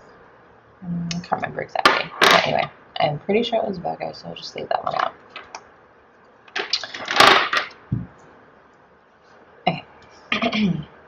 And we had the beautiful opalite crystal.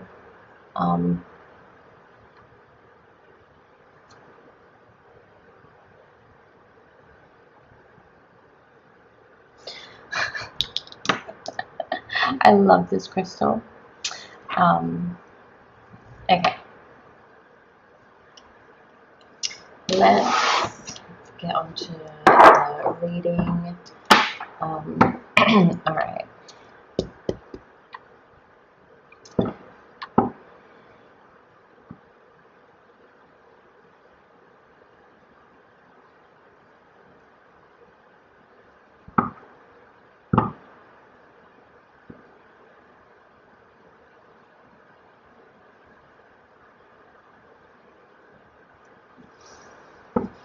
Okay, just saying a little prayer before the reading that I do in my head.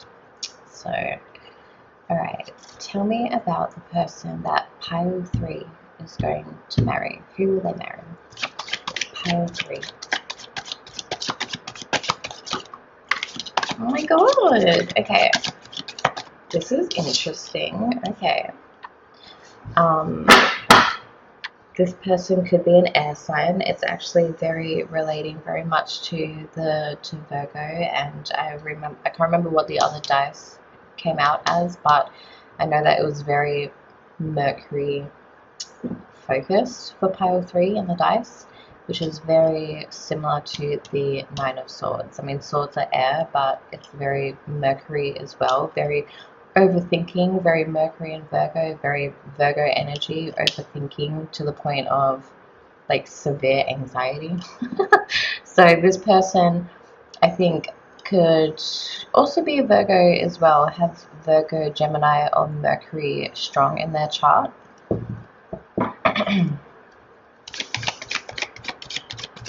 Who will pile 3 marry? Oh, okay. Who will pile 3 marry?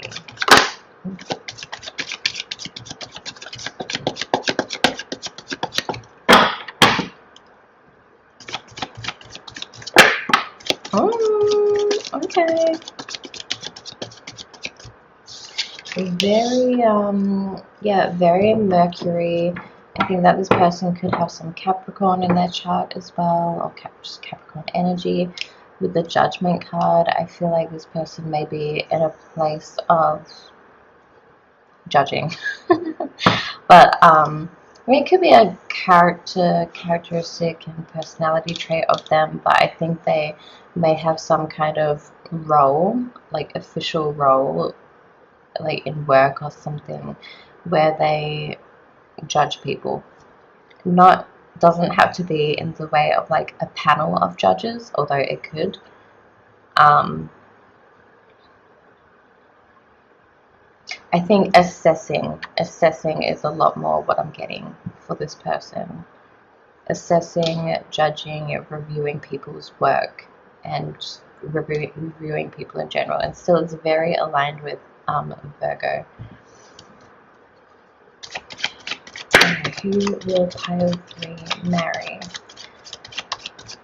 And then with the Ace of Swords, it's very clear thinking. I think that this person has good judgment as well, which is probably why they are in that kind of role or take on that kind of role, and they probably excel in it.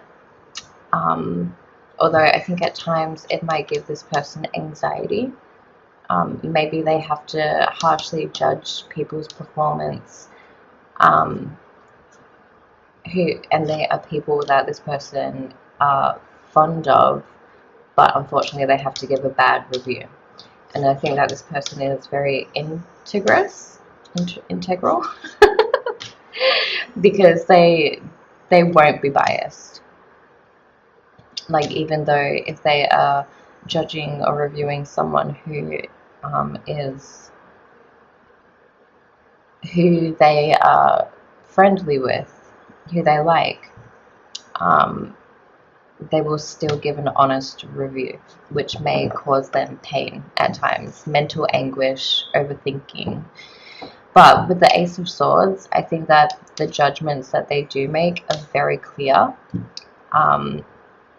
They come from a very clear-headed place in their thinking. It's not jumbled or anything. It's not conflicted. It's very clear, and I think they may be able to give the people who they are reviewing and assessing and judging clear feedback that helps the person to understand what they are doing wrong or how they could be better or something like that. And this doesn't have to be in a work role either. I think that this could be a person's character trait to them. They're a natural observer and analyzer, and like a typical Virgo, they will try to help. They'll try to help even though some people might not consider it helpful.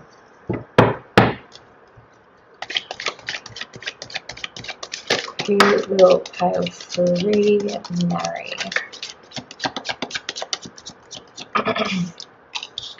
Oh, oh, so cute. Who will pile 3 marry?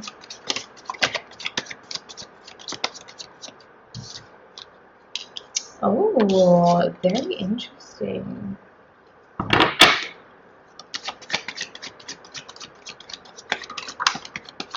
Oops.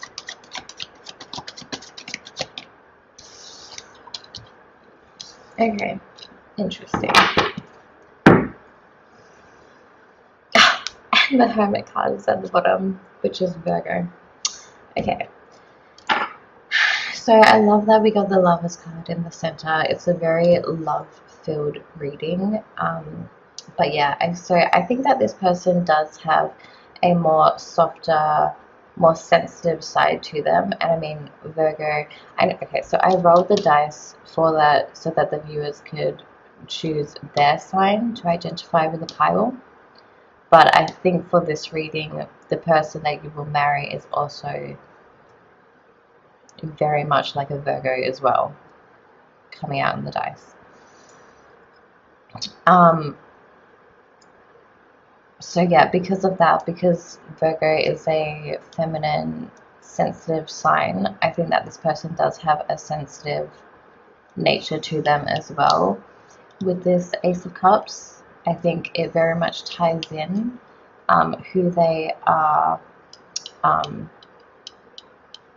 when they have to judge or assess or analyze or review someone or something. There is a sensitive side to them. That's why they have this anguish at times, because sometimes they have to give out harsh reviews and critiques, but they have this more gentle, sensitive side to them, which makes it a little bit hard for them to do at times, to carry out those reviews that are more harsh.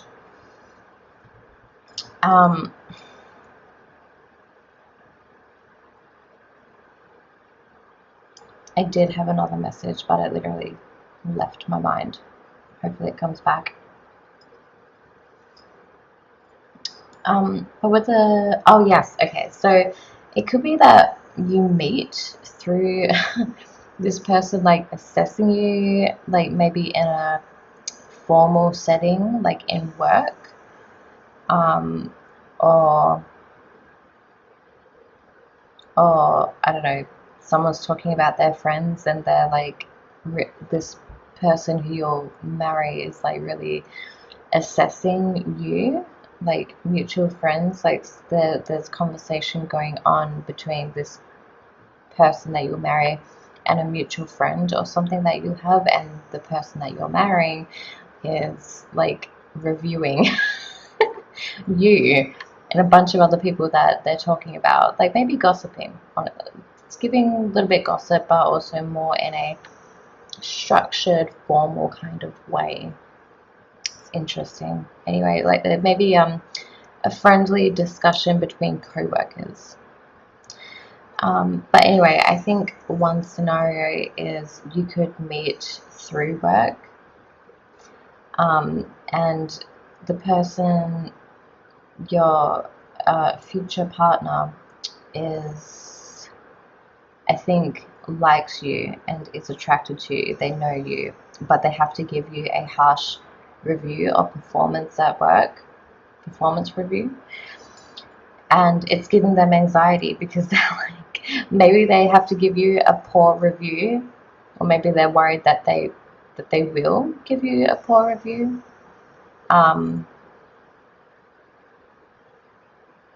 So either they already know that you're performing not great, or they will find out you're performing not great, but whichever one it is, it's giving them anxiety because they don't want to be harsh with someone that they like, basically.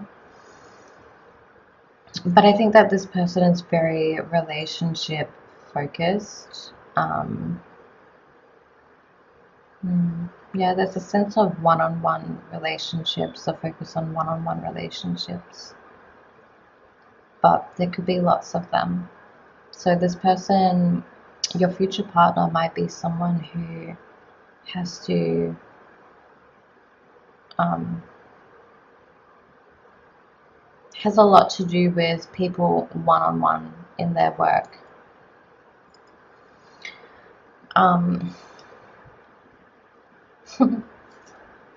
There's lots of, there's a couple of court cards in here, but there's lots of people, lots of characters in here.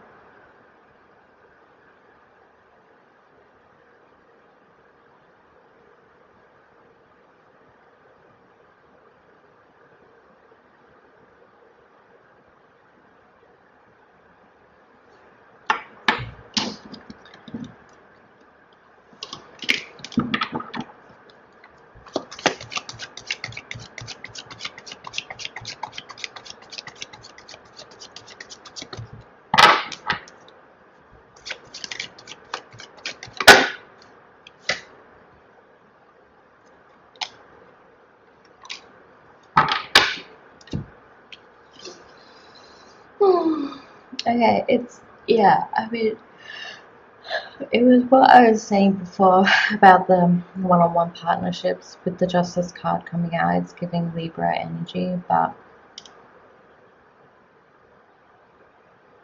in connection to this Knight of Wands. So I think that this person is going to find you very attractive, or the idea of having a relationship with you is going to be, they're going to find it very attractive. It's going to be a passion within them.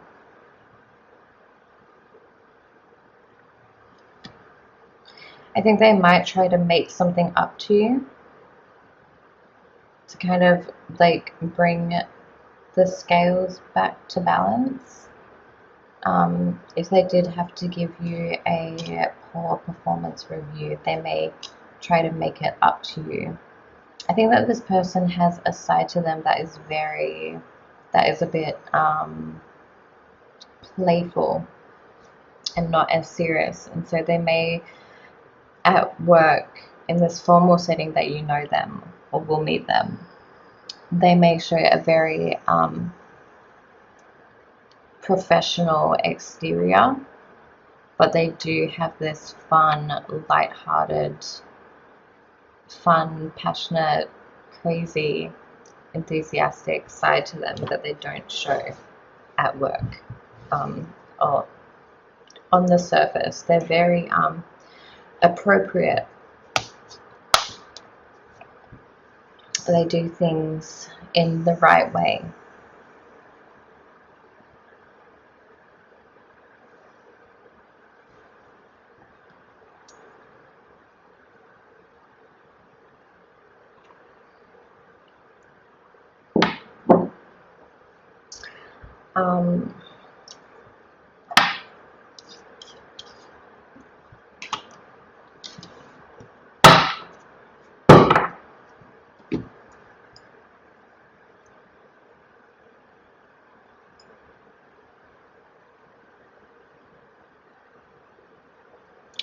I think that I think that you will meet this person here. I'm reading this, the center card as like the center of the relationship, and kind of when you will meet this person. Like just the energies of when you meet them, which is, I think that you will realize that there's a strong attraction there, a connection, and I think particularly when they try to make it up to you for this thing, for this poor performance review, and then after that, it's like, I don't think that the universe actually wants you to know. I think there's going to be an aspect of unknownness, but I think it's going to be positive, obviously. Yeah. Especially with the moon there, there's some aspect of not knowing that is going on after you meet, but it's not in a bad way. It's just,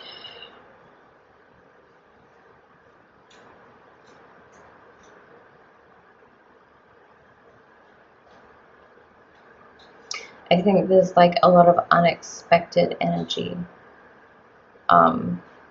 which makes sense because I mean this person has an exterior that could be a little bit cold, but it's like professional.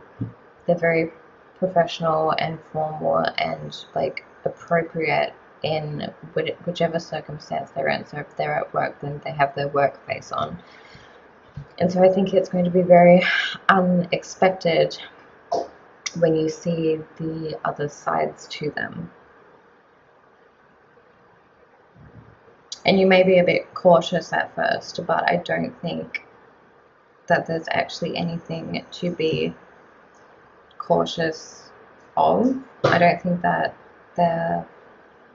they have ill intent, but I do think that there is some unexpectedness, especially like after you meet, after you kind of get the ball rolling with each other. I think that there is some kind of unexpectedness, something that you just don't know what's going to happen.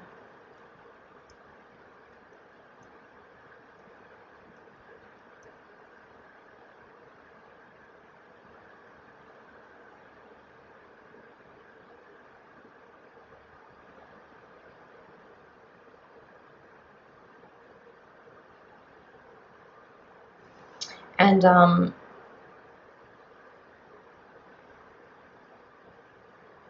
part of that message coming out is because I'm not getting anything from these cards. Like they're there.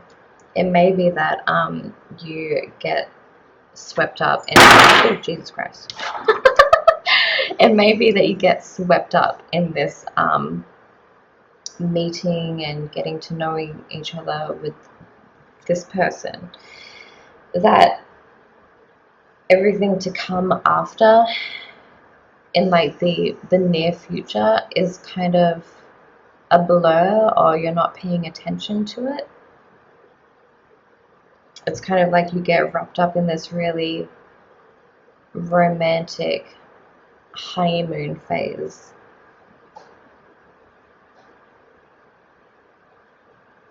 It's kind of giving a very poetic vibe, which is where you when you get together, the world kind of just stops, and everything around you just kind of passes you by, and people may be trying to get your attention, both of you together and both of you as individuals. People may be trying to get your attention, but you're just like you're in this love bubble with each other. And I'm getting that it's not even in a romantic sense straight away. I don't think it's going to become a romantic relationship instantly, but I think that there is going to be a more stronger connection, and it will start as more of a friendly relationship first, but there's still going to be that more intense connection with each other where you do just really get along together. And yeah, I think what I'm picking up on is that people around you are going to be trying to get your attention, but they just won't be able to. It's like when you see two friends together and they have their like ways of communicating, and they're just in their own bubble and they don't recognize anything else that's going on around them. That's really what it's giving. So yeah, I mean, I think that you may even be satisfied with like not having the romantic part of this relationship because you really get along with each other on a friend level. And so it doesn't bother you. Like it is a soulmate, but because it's a soulmate, you're fine with just getting to know each other and staying on like a more platonic BFF level, because it's just as fulfilling as if it were romantic. And I think that it will turn into romantic, obviously. This is a who will I marry pick a card video reading, but yeah, it's giving high satisfaction, but I think the how yous will meet is a little bit funny to me. But yeah, yeah, that's what I'm getting from that part. So I'm going to pull some astrology cards and see what we can get from those. So, who will pile 3 marry? Tell me about who pile 3 will marry.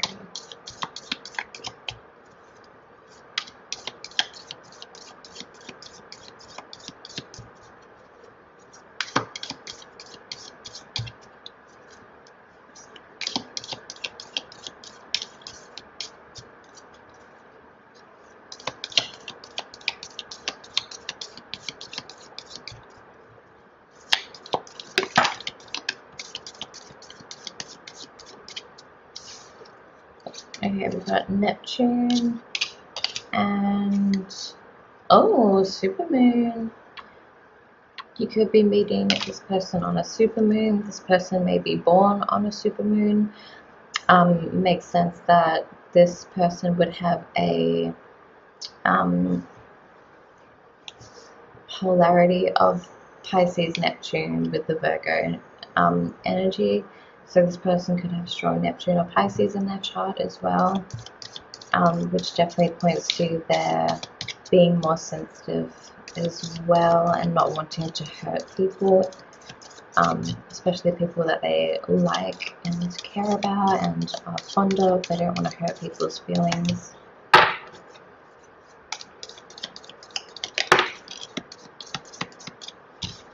Aries.